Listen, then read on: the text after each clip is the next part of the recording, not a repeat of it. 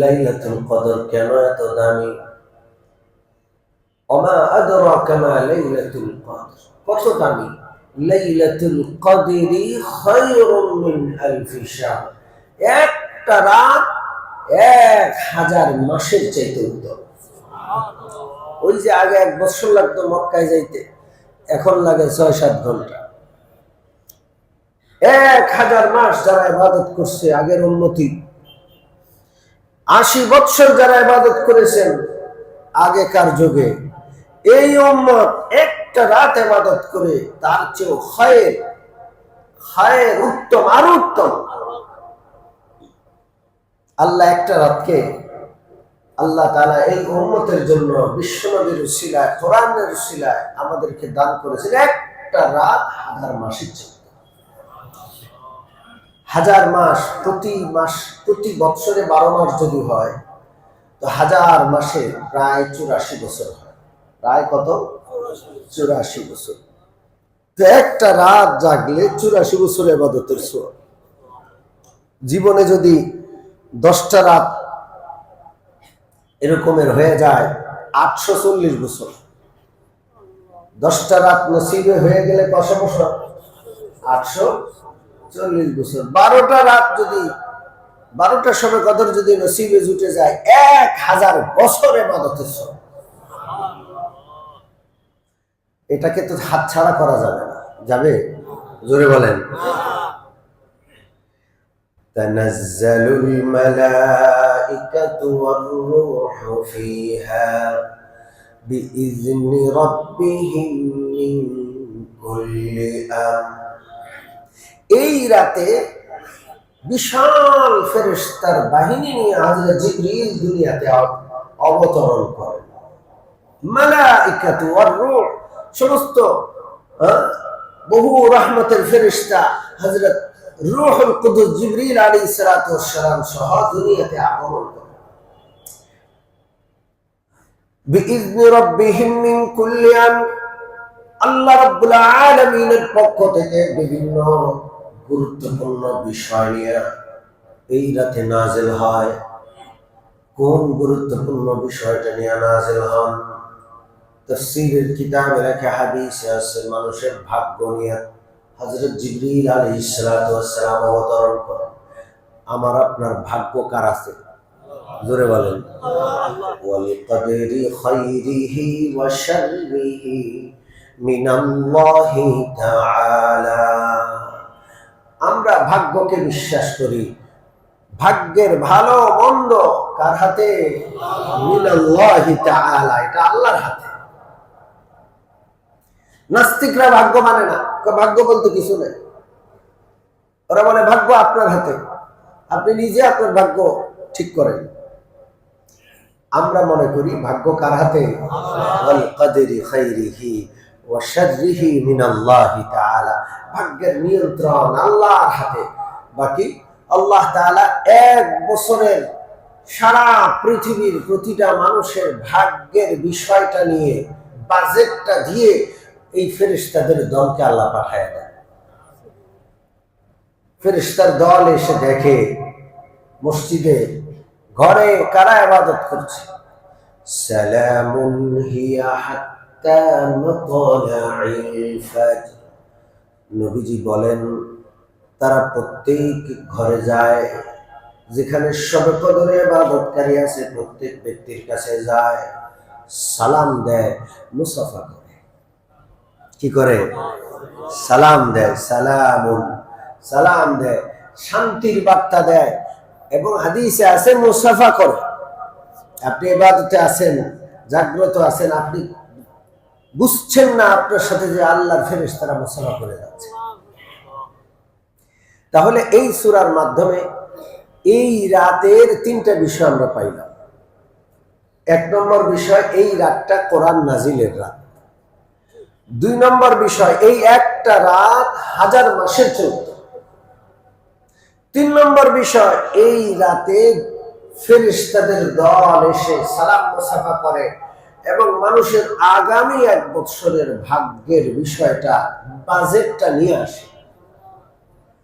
আপনার আমার ভাগ্যের বাজেটটা ইবাদত অবস্থায় দুনিয়াতে আসুক, চাই কি চাই না? জোরে বলেন। আল্লাহ যেন কবুল করেন, জোরে বলেন আমিন। সম্মানিত মুসল্লিয়ানে কেরাম, হাদিসে আছে এই রাতটা পাওয়া বিশাল ভাগ্যের ব্যাপার। আর এই রাতটা যে ব্যক্তি বঞ্চিত হলো, এই রাতটা পেল না, সুযোগ ছিল, ইচ্ছা করলে পারত রাতটা লাভ করতে, কিন্তু সে অবহেলায় এই রাতের সুযোগটা হারালো। ফাকাদ হুরিমাল খায়রু কুল্লু, নবীজি বলেন সে যেন সমস্ত কল্যাণ থেকেই মাহরুম আর বঞ্চিত হলো, সে যেন কল্যাণটাই আর পাইল না। আমরা কি বঞ্চিত হব? মান কামা লাইলাতাল কদরি ঈমানান ওয়া ইহতিসাবা গুফিরা লাহু মা তাকদ্দামা মিন যামবি। নবীজি বলেন কোন ব্যক্তি যদি লাইলাতুল কদরে জাগ্রত থেকে ইবাদত বন্দেগীতে কাটায়, আল্লাহ রাব্বুল আলামিন তার জীবনের সব গুনাহ মাফ করে দেন। এই রাতে ইবাদত করব, এখন থেকে নিয়ত করি ইনশাআল্লাহ। সম্মানিত মুসল্লিয়ানে কেরাম, এই রাতটা কোন রাত? কোন রাতটা এই রাত? একবার আল্লাহ রাসূল সাল্লাল্লাহু আলাইহি ওয়াসাল্লাম তার হুজরা শরীফ থেকে মসজিদে বের হলেন। রাসূলুল্লাহর হুজরার দরজাটা মসজিদ, হুজরা এক পাও মসজিদে আরেক পাও, এরকম ছিল, মাঝে কোনো ফাঁকা জায়গা ছিল না। এখন আল্লাহর হাবিবের কবর মুবারক যেখানে, সেখানেই রাসূলুল্লাহর হুজরা ছিল। হুজরা থেকে রাসূলুল্লাহ বের হলেন, বের হয়ে দেখলেন দুইজন লোক ঝগড়া করছে। কি করছে? ঝগড়া করছে। মসজিদের ভিতরেই ঝগড়া, কথা কাটাকাটি। রাসূলুল্লাহ এগিয়ে আসলেন, কি হলো, কি হয়েছে? তো বুঝা গেল কাছে এসে যে একজন পাওনাদার, আরেকজন কি দার? দেনাদার। টাকা পাওয়ার বিড়ম্বনা আছে না নাই? কাউকে টাকা একবার দিলে টাকা যার কাছে তার কথা কয়, আপনার টাকা আরেকজনের হাতে এখন ওরই হয়ে গেছে, এমনই অবস্থা। তো ওই সাহাবী এর পায় না, হঠাৎ করে মসজিদে পাইছে আর ধরছে, এই নিয়ে কোথায় যাও, আমার আমি তো করে পাই না, আমার দেখলে খালি এমনি এমনি করে পালাও। তো দেনাদার বলতেছে, ভাই এত খাই খাই করে আপনার টাকা লেগে আমি পালাই গেছি, আমি তো আসি, মনে হয় যে টাকা জীবনও দেখেন নাই। প্রত্যেকের ডায়লগ ভিন্ন, আছে না নাই? ঝগড়া হচ্ছে। রাসূলুল্লাহ আসলেন, এসে দেখলেন পাওনাদার ধনী, দেনাদার গরিব। তো প্রথমে পাওনাদারের সাথে কথা বললেন, কত টাকা বাবা? এত টাকা। রাসূলুল্লাহ সুপারিশ করলেন, গরিব মানুষ, একটু কমায়া দাও। রাসূলুল্লাহর সুপারিশ, বলে যে ইয়া রাসূলুল্লাহ আপনি বলে দেন, আমি বাস মাফ করে দেব। রাসূলুল্লাহ ইশারা করলেন, অর্থাৎ তুমি অর্ধেক কমায় দাও। বলে ইয়া রাসূলুল্লাহ কোনো অসুবিধা নেই। এখন গরিবের কাছে গিয়া, দেনাদারের কাছে গিয়া রাসূলুল্লাহ বললেন, এই অর্ধেক কিন্তু কমায় দিলাম, এখন আর দেরি নেই, নগদে শোধ করা লাগবে। সে বললো, ইয়া রাসূলুল্লাহ আপনি বলে দিচ্ছেন, আর কোনো কথা নেই, দিয়ে দেব। দুজনের পাওনার বিষয়টা সমাধান করলেন, সুন্দর সমাধান হলো, সব শান্তিপূর্ণ হলো।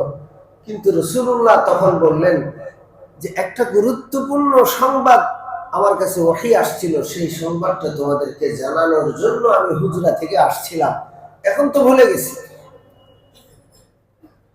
শবে কদরের রাত আল্লাহ রাব্বুল আলামিনের পক্ষ থেকে নির্ধারিত করে দেওয়া হয়েছিল।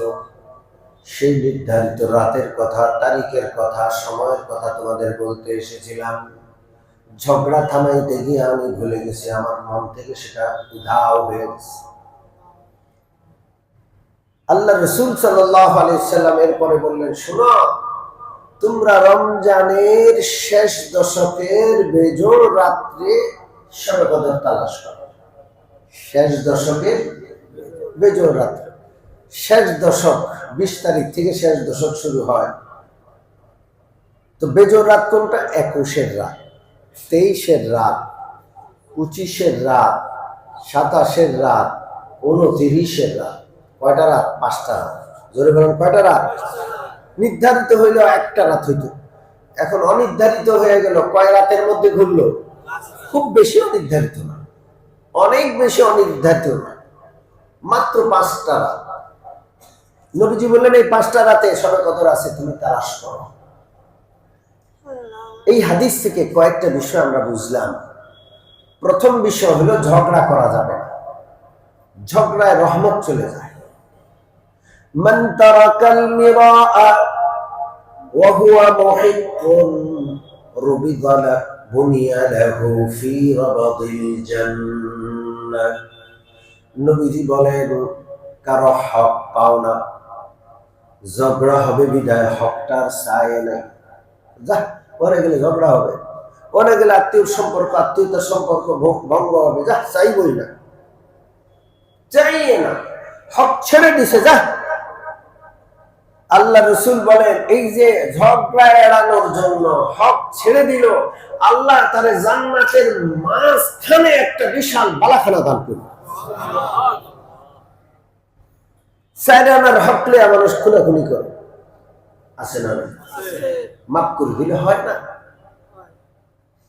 আপনারে আল্লাহ কি সাইডানার জন্য ঠকায় রাখছে?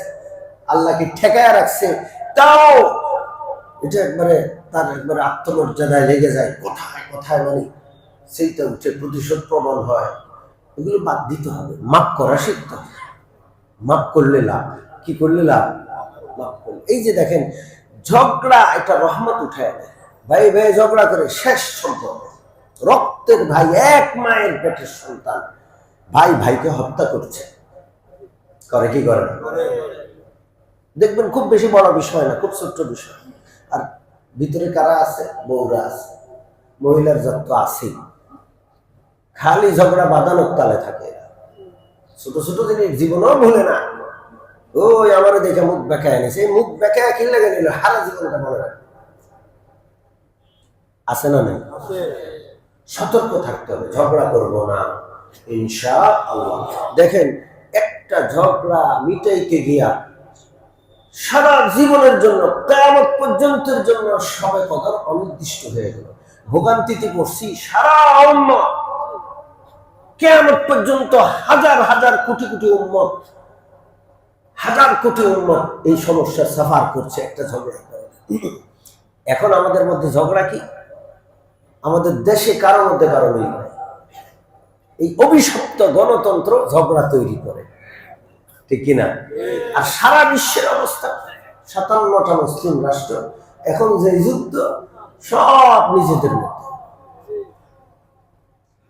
যারা মনে করছে সারা জীবন কোনোদিন তাদের গায়ে কেউ আসর দিবে না, দুবাই, কাতার, এখন তারা পালানোর জায়গা পাচ্ছে না। মুসলমান, নিরাপত্তা দেওয়ার মালিককে। আমেরিকা নিরাপত্তা দিতে পারে না, বরং আমেরিকা এখন তোমাদের নিরাপত্তা নষ্টের কারণ হলো। তোমরা আমেরিকার ঘাঁটি দিতে না, তোমাদের ভূখণ্ডে আক্রমণ হতো না। এই যুদ্ধ থেকে শিক্ষা নাও। এই যুদ্ধের পরে আমেরিকার সেনাবাহিনীদেরকে ঘাড় ধরে আরবের ভূখণ্ড থেকে বের করে দাও।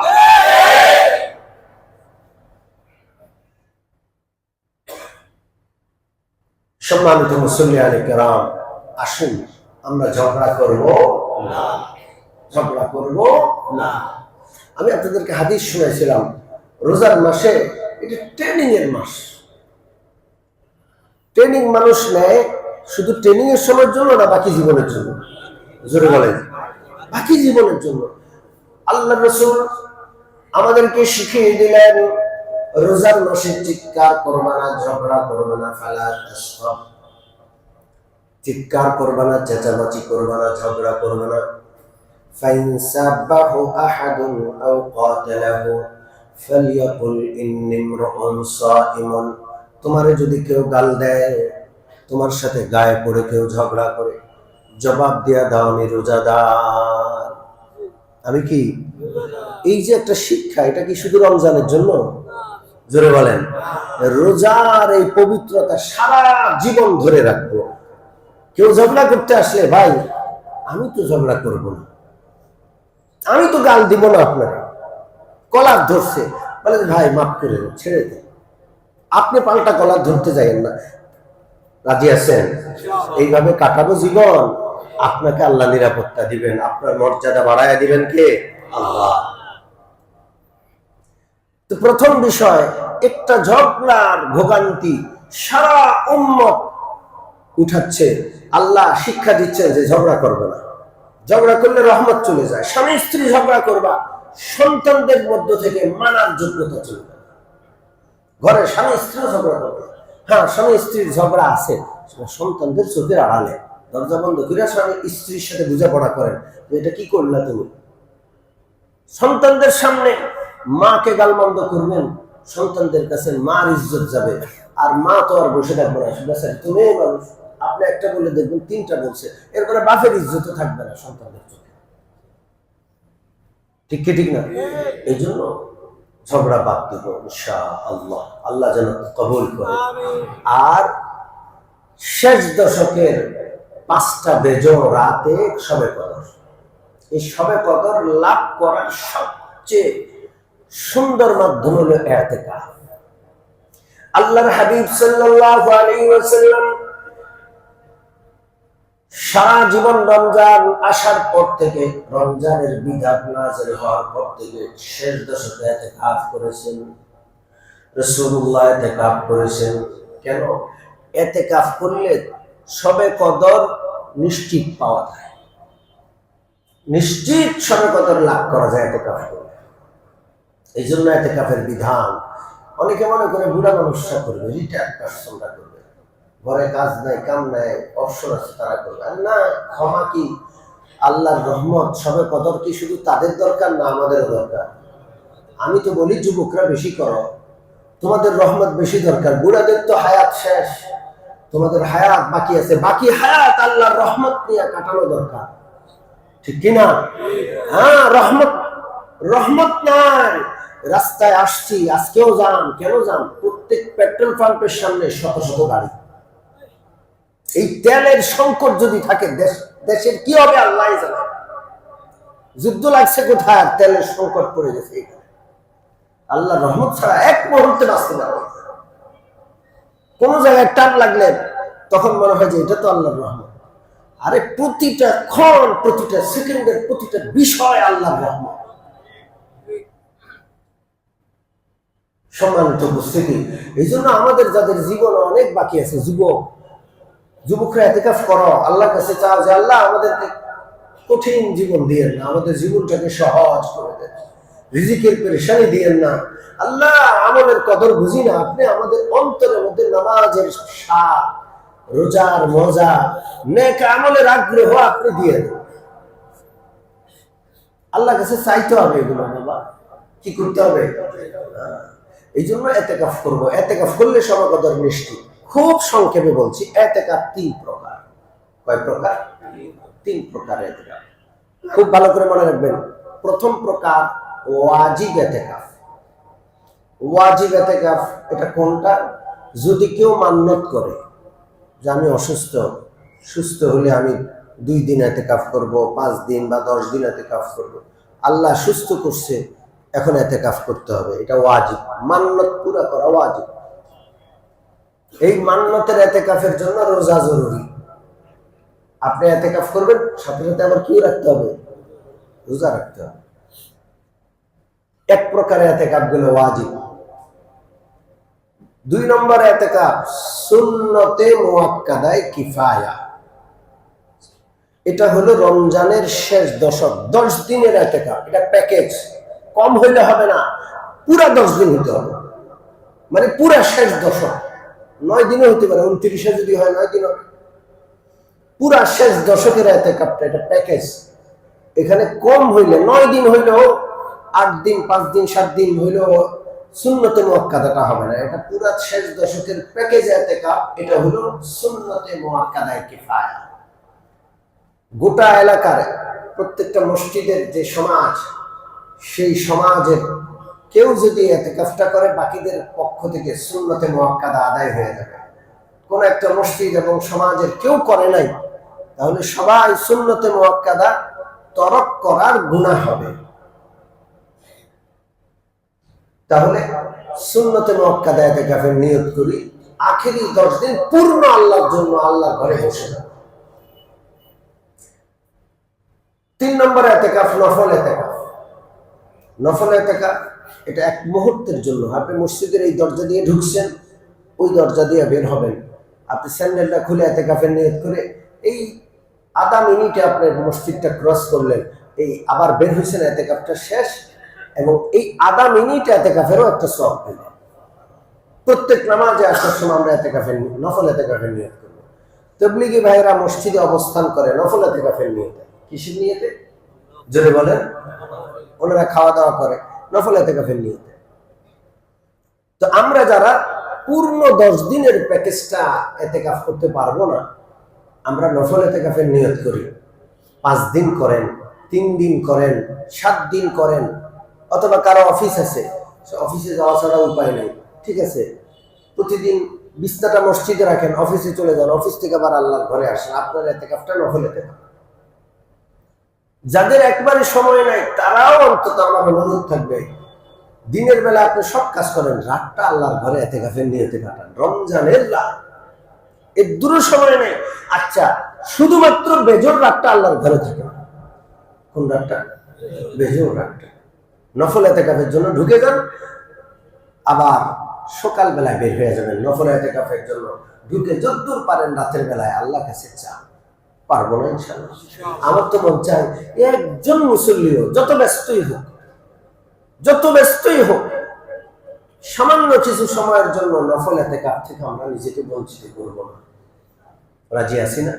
সবাই অংশ নিব, সবাই ইতিকাফে অংশ নিব। রাজি আছি?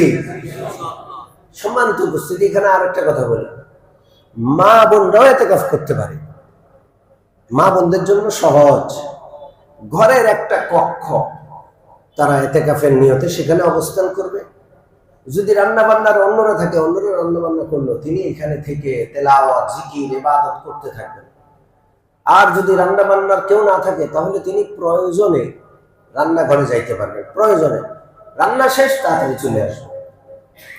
মনে থাকবে ইনশাআল্লাহ। আমার মা বোনরা ইতিকাফ করতে পারেন। মা বোনদেরকে বলবেন তারা যেন ইতিকাফের নিয়ত করে।